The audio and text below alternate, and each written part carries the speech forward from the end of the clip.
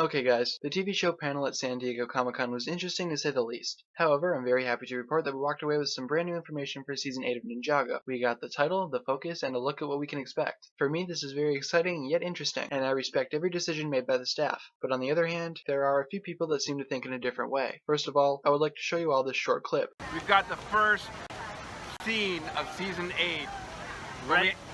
Ready for you to watch right now, but please note, this is a work in progress. It's not fully finished.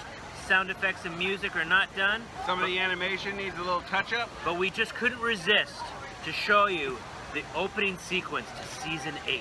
Tommy, anything else to spoil?